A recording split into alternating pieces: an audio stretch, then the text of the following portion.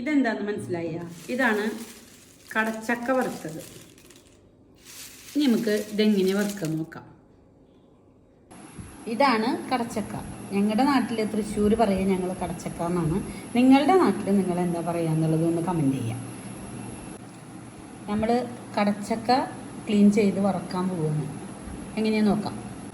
നമ്മളത് കട്ട് ചെയ്തു കേട്ടോ. കട്ട് ചെയ്തിട്ട് ഇതേ തൊലി കളയുക. തൊലിയും അതിൻ്റെ ഈ മൂക്ക് പോലത്തില്ലേ, ഞങ്ങൾ മൂക്കെന്നൊക്കെ പറയും. ഈ സാധനം കൂടി കളഞ്ഞിട്ട് നമ്മൾ അരിഞ്ഞെടുക്കാം.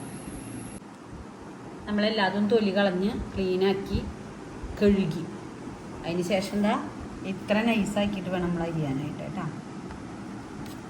ഇങ്ങനെ വരലിങ്ങനെ വെച്ച് കൊടുത്ത് ഇങ്ങനെ സ്പീഡിൽ അരിഞ്ഞെടുക്കാം.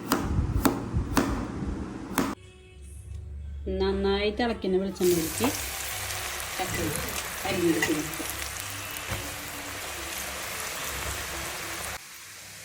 നല്ല വെളിച്ചെണ്ണയിലിട്ടിട്ട് ഇതേപോലെ ആവും കേട്ടോ. മുരിയണ്ട, അതിന് മുന്നായിട്ട് നമ്മൾ കുറച്ച് ഉപ്പും മഞ്ഞളും കൂടിയിട്ട് ഇങ്ങനെ കലക്കി വയ്ക്കുക. ഇതിനൊരു ഏകദേശം ഒരു 1/2 സ്പൂണോളം അതിലേക്ക് വെച്ച് കൊടുക്കുക കേട്ടോ.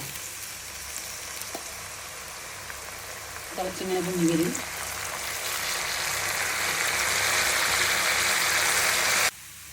ഇപ്പം മുരിഞ്ഞ് തുടങ്ങി ഇതേപോലത്തെ കളറാകുമ്പോൾ നമുക്ക് എടുക്കാം.